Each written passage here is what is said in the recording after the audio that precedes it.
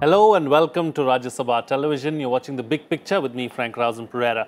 The Parliament on Friday approved an amendment to the anti-terror law to give powers to the central government to designate an individual as a terrorist and seize his properties. While Lok Sabha had passed the Unlawful Activities Prevention Amendment Bill of 2019 that seeks to amend the Unlawful Activities Prevention Act of 1967 on July 24th, the Rajya Sabha approved it by voice vote on Friday after rejecting an opposition-sponsored motion to send it to a select committee. Rajya Sabha rejected the opposition-sponsored motion to send the amendment to the select committee with 104 votes against it as compared to 85 in favour. The House passed the amendment to the law with 147 votes in favour and 42 against it. Replying to a debate on the amendment, Home Minister Amit Shah said a 4-level scrutiny has been provided in the amendment and no human rights will be violated. On this edition of The Big Picture, we will analyze the Unlawful Activities Prevention Amendment Bill of 2019. Joining me on the program today are Navneet Vasan, former Director General of the National Investigation Agency; Anil Chaudhary, former Secretary, Internal Security, Ministry of Home Affairs; and Satya Prakash, Legal Editor of The Tribune. Thank you to all my guests for joining me on this edition of The Big Picture. Satya Prakash, I'd like to begin the program with you. Let's first try and understand and analyze the salient features of this bill. Well, as you have already mentioned in your opening remarks, basically there are 3 points. One is designating individual as terrorist. That has been one of the major problems we faced. We wanted Masood Azhar to be designated as an international terrorist. Hafiz Saeed. Hafiz Saeed also. I mentioned Masood Azhar because that has been much more controversial at the level of United Nations. But we didn't have any provision in the law, UAPA, that could authorize the government to declare any individual as terrorist. We can designate a particular organization as terrorist, but not individual. So there was some lacuna in the law. So that needed to be addressed because many countries were asking, and we were told about some countries which were not supporting us on this issue, that they were also asking that you don't designate such people, you were asking the world to designate. So that was one thing. Second is some international obligations under a treaty signed by India. So our law laws have to be in tune with the international conventions and treaties that we are parties to.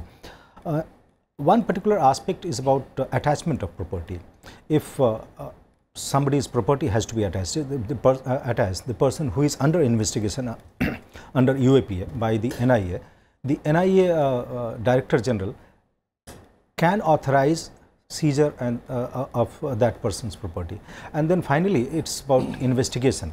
An officer of the rank of inspector can also investigate. These are the basic things. But the most controversial provision has been or is about authorizing the agency to designate individual as a terrorist. Or this is the most controversial part. How and because there are apprehensions which have been expressed by certain sections of the media and intelligentsia, and some members also tried to highlight these issues, that this is something which can potentially be misused. Whether it will be misused or not, that's only time will tell. But these are the basic features of this law. Rest, now that Parliament, both the houses, they have passed it, the rest of the formalities like President signing it and then official gazette notification, that will follow. Absolutely. Mr. Chaudhary, let me bring you into the picture now. You know, as far as the concerns of this particular bill are concerned, that was rightly pointed out by Satya Prakash, that this particular bill can be misused. Is that concern justified? Frank, my experience in investigation is limited. I have basically been a counter-terrorist, dealt with Kashmir, Northeast, Naxalism. And I feel that India faces one of the highest terrorist threats in the world, and the 10 top countries terrorist threats. What has happened in your neighborhood in Sri Lanka recently? So I'm all for the counter-terrorism acts to be made more stringent. Having said that, there were apprehensions and well-founded that if an individual can be declared a terrorist, what are the safeguards? But the safeguards, I am told, have been spelled out. There will be scrutiny They have to be acts of terrorism committed by the individual. And we have lone wolves who don't belong to any organization.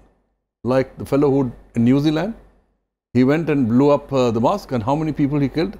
He did not belong to a terrorist organization. Lone wolves are active not only in India but also in Europe. The fellow who blew up the London Bridge, he was a lone wolf. So we have to also keep a watch. Any person who commits acts of terrorism, and that has to be recorded and evidence produced, adduced before a committee which shall say, yes, he should be a terrorist. And Hafiz Saeed, yes, the world over, we are asking him to be declared. So they ask, have you declared him a terrorist? No, we don't have the powers to declare. And you see, misuse, yes, misuse, I think any act of criminal act can be misused by the state police, less by the central organizations, which is, you know, it's a, CBI is the father organization. They have the powers. The director CBI can order attachment of property of people in anti-corruption cases. But NIA DG has to go to a state DG. Why? Why should he go? He should be empowered to seize the assets of a terrorist organization or an individual. Also, investigating powers in the CBI are to the inspector. In the NIA, it's the DYSP. It's not the rank, it's the expertise in investigation which matters, according to me. If an inspector has experience, he is the better investigator, and then there's supervision. There's a very close supervision over counter-terrorist cases, let me tell you. The file will go right up to the DG's level. So the inspector will not have the last word. He will, you see, there's so much footwork involved, there's so much, legal evidence to be collected from the start. All that requires a team, and team can be led by an inspector. That's what I feel. Yes, individual, there should be, there have been apprehensions. I'm not, you see, what the opposition political parties express in Rajya Sabha, that political parties, but yes, you see, look at the US. After 9/11, their counter-terrorism act is so stringent, they can put anybody behind bars and throw them out of the country. You know, what is that place called where they put them up? Guantanamo Bay. Yeah, Guantanamo. So there you are. That's the democracy, US, and here no individual rights, civil rights, this right, that right. And when people get killed, it is the police responsibility to protect the people. No. So no compromise when it comes to terrorism is what you're suggesting? Zero tolerance to terrorism, especially violence. Those who are taking to arms against the country integrity, yes, we have to go after them. Absolutely. So let me go to Mr. Vasan now. You know, Mr. Vasan, as far as this particular bill is concerned, the most important aspect is designating an individual as a terrorist. Now, how does that change things as far as the NIA is concerned? You see, it is not for only NIA. The UAPA cases can be investigated by state police also. The only condition is, after the amendment, is that in state police, it's only an officer of the rank of DSP who will be able to investigate, whereas in NIA, officer of the rank of inspector of police will be able to investigate now onwards. You know, there was a gaping hole in the act because it has no provision of designating an individual as a terrorist.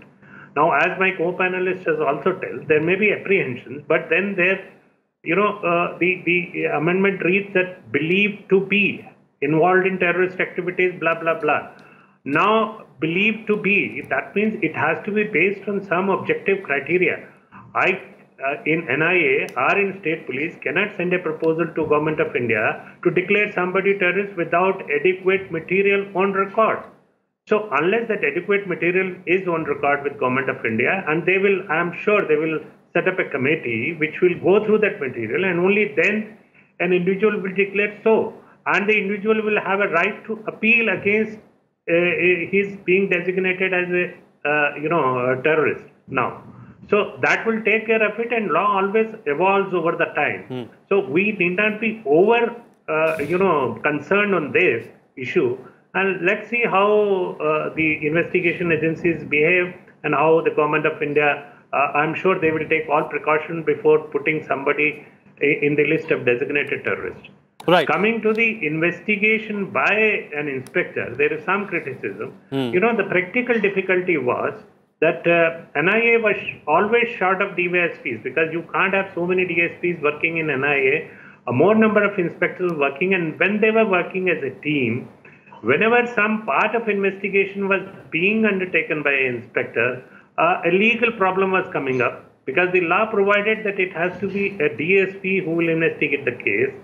And in case the DSP was not able to visit a particular spot to examine somebody, then it was a practical problem. I think this will remove that practical problem. And we have proposed the change in the law way back in 2014 and 15. It's not a new amendment which was proposed by NIA.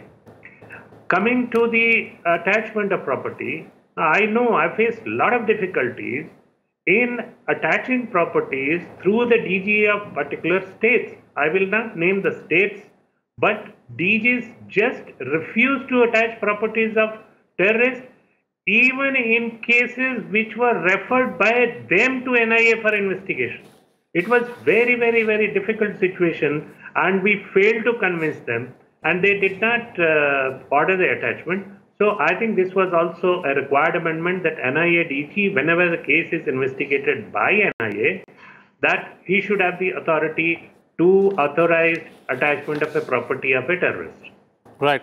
So there were some practical problems, and those practical problems need to be addressed, and that's why the amendment was necessary, is what you're suggesting. Another important aspect that you've spoken about is how the law evolves over time, and how important is it for the law really to be ahead of the perpetrators. We'll talk about that in just a bit, but before that, Satya Prakash, what has our history and experience been with similar anti-terror laws in the past, like POTA and TADA and so on and so forth? Well, some of these laws were actually abused, and then they were repealed. But here is a case which is a case of classical dilemma, and the tussle between individual freedom and the state's obligation to provide us security. And this is a classical dilemma because ever since human society evolved, as per social contract theory, we as a society, or members of the society, individual members, we surrendered certain rights in favor of the state in lieu of protection offered by the state. So this is how a state came into existence. So a state offers us protection, and we have, in lieu of that, we have surrendered certain rights in favor of the state. So how much rights can be surrendered in favor of the state and how much protection we need depends upon the time. As Mr. Chaudhary has pointed out, India faces tremendous threat in terms of terrorism, cross-border terrorism and also homegrown terrorism. So here is a time when we are faced with lots of challenges on the security front. We needed this kind of law, and Parliament in its own wisdom has provided for it. But constitutionally, if you examine Article 21, which talks about right to life and personal liberty, it says no person shall be deprived of his right to life and liberty except in accordance with procedure established by law.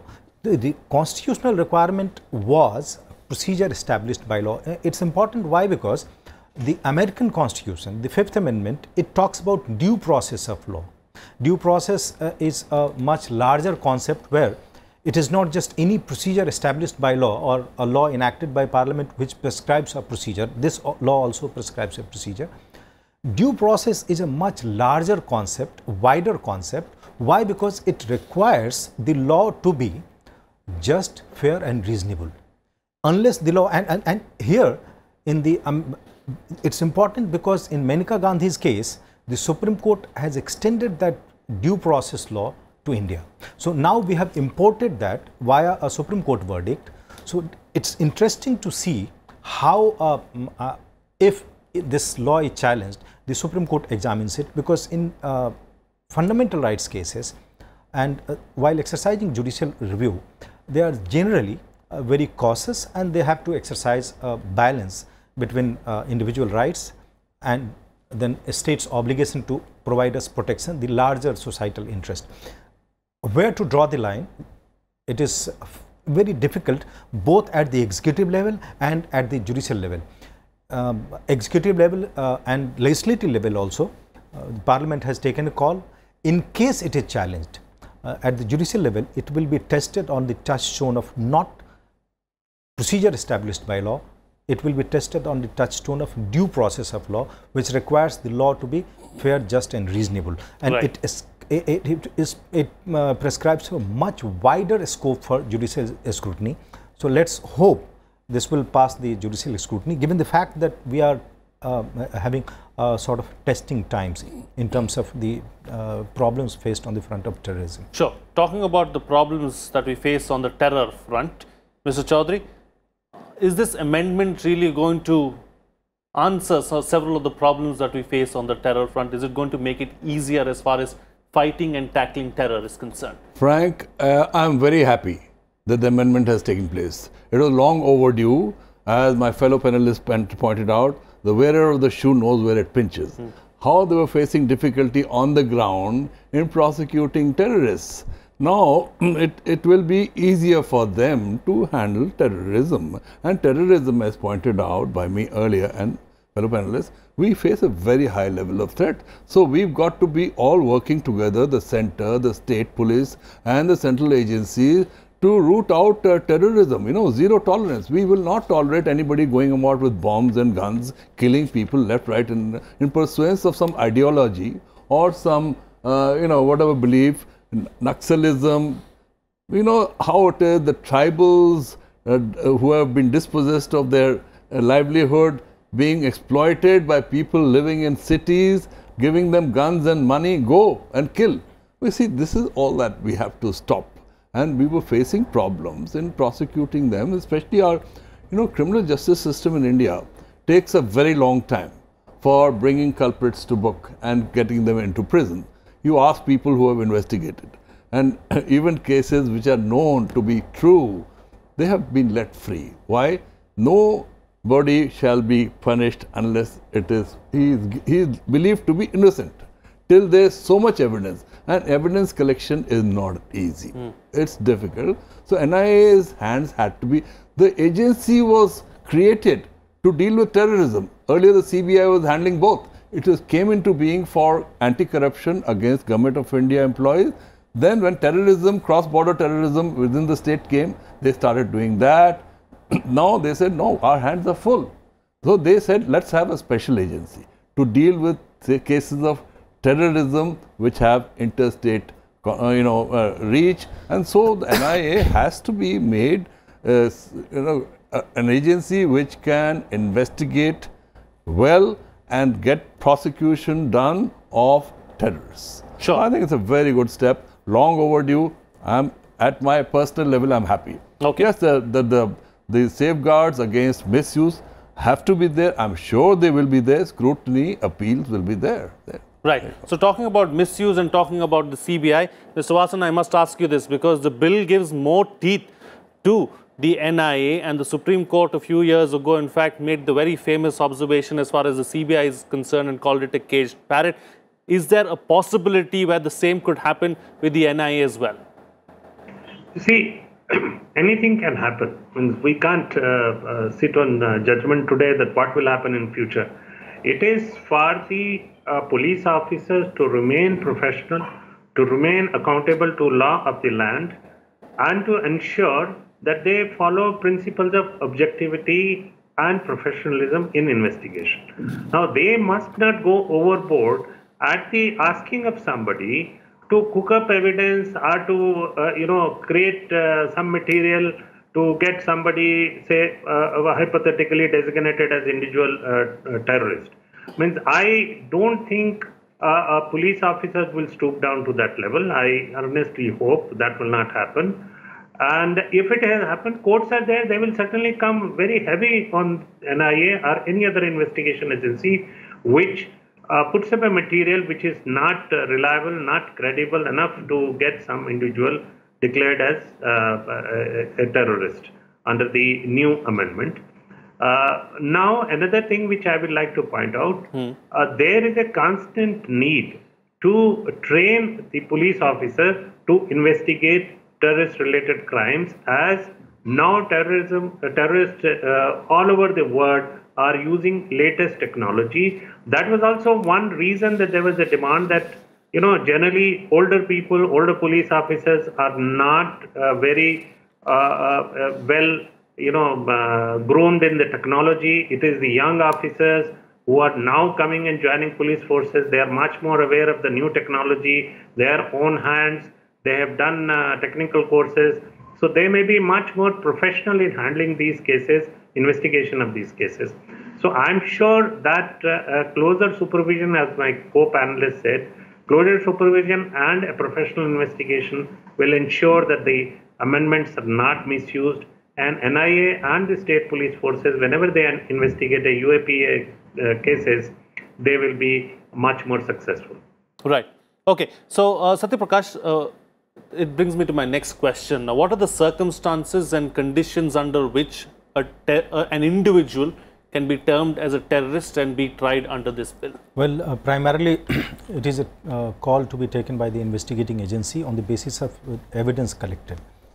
And once an individual is designated, as in the case of an organization, it goes to a tribunal, and the tribunal examines, and then there is a finding, whatever decision has been taken by the executive in the first place, and the tribunal will say whether the decision was right or wrong. I am sure that kind of a scrutiny will be there in the case of individual also. It cannot be that investigating agency takes a call and that remains the final word. There has to be a judicial scrutiny, and I am sure there will be. But having said that, see, lots of things are being said. There are certain things about the nature of state and the kind of duties the state is supposed to perform, irrespective of the ideology of the ruling party. When it comes to the state, the ideology becomes the ideology completely becomes irrelevant. If the country has to be provided security and we are supposed to tackle terror, the ideology of the government, be left, right or center, it hardly matters. In many of the amendments to this law were carried out earlier by the government, which was ruled by some other party with different kind of ideology. So it's essentially about the Indian state and its obligation to provide us security at a time when we are faced with lots of challenges on terror front, and that is why this bill is important. But liberty, there are certain costs involved, and we need to be vigilant. That's it. Right. So, Mr. Chaudhary, I'm going to go back to a couple of points that Mr. Vasan made about latest technology being used and the evolution of law. Now, how important is it for the law to be ahead of the perpetrators, and is that possible? Can the agencies be one step or two steps forward as compared to the terrorists or the perpetrators? Frank, I do not share this optimism of yours, because the terrorists or the crime perpetrator will always be ahead of the agencies. They don't have to go with the tendering to acquire technology. They have no dearth of money. They have manpower. They acquire the latest, and their technology is changing so fast. How can the agencies keep trace? And he's very right. The younger brains are more tech savvy than the older experienced investigators. We must have younger people, all IT professionals who are investigating technology. They are ahead. They choose the time and the place. They carry out dry runs. And about evidence, we have to, the agency has to produce evidence that he was keeping explosives on such and such day, seize the explosive, arms, illegal arms, literature, and which is the sovereignty of the country is being questioned. All that is evidence, physical evidence, with witnesses, with magistrate being called in and everything. So it is not going to be misused. And I said misuse, yes. Don't we know that thanedars in some parts of the country do things at the bidding of their political masters? Let's face reality on the ground. They do it. Absconder declare him, lock up his house. Why? With now the central agencies, I have not personally experienced them misusing their powers to fix people. opponents, political opponents. You see, they have to rise above because the national interest and as rightly pointed out, the primary duty of the state is to protect and the rights, the life and property of its citizens. And they are at a disadvantage. So Sure. their hands have to be strengthened by making their abilities to investigate more useful and more tangible and more result oriented. Right. So I'm happy. Right. So, Mr. Vasan, closing comment from you. You spoke about the practical difficulties as far as the agencies are concerned. Mr. Chaudhary also pointing out about how the agencies will always be playing catch-up as far as this particular game of cat and mouse is concerned. So, in such a scenario, what is the best way forward when it comes to dealing with terrorism? What more needs to be done? See, as I mentioned in the beginning, it is extremely important to train a young officer in investigating these complicated cases, especially when a number of terrorists or their handlers are situated outside the country. Because with these days, with the help of technology, you can operate things from outside. You can transfer money. You can transfer, your contacts. You can tell your contacts by cryptic messages where the raw material for manufacturing explosives will be available. So you need to train them, as well as we have to keep our relations with countries, a kind of legal assistance in criminal matters, very, very up to date. And we have to also insist and strive for a common platform where we can share intelligence as well as evidence with other countries, because many times the evidence is available outside the borders. So that is another challenge which remains, and there is a need to set up a very, very professional central authority which can supervise the investigation, which can help the investigation agencies in conducting investigation outside the country. Sure. Unless that is done, I think we will continue to face a lot of problems in collecting evidence from outside the country. That is another challenge which remains. All right. Yes, Mr. Chaudhary, very quickly. Yeah. What he's pointing out, cyber terrorism, it knows no boundaries. Across nations it travels and it's very difficult to trace. So we need cyber security expertise also to be acquired by investigating agencies. Not only central but also state. This cyber crime is increasing by leaps and bounds. Sure. People are being hoodwinked and all that. And in the police station, the Thanedar and sub-inspector sitting there, he will scratch his head and he'll say, what are you talking about? So we need, as he rightly pointed out, we need younger people, tech-savvy people who will be able to catch. We need the white hats to fight the black hats. Sure. Yes, Satyaprakash, very quickly. Just one sentence. This amendment is important from crime prevention point of view, and particularly for terrorism. Prevention is much more important than actually tackling the crime once it has happened. Sure. So that is why this is important.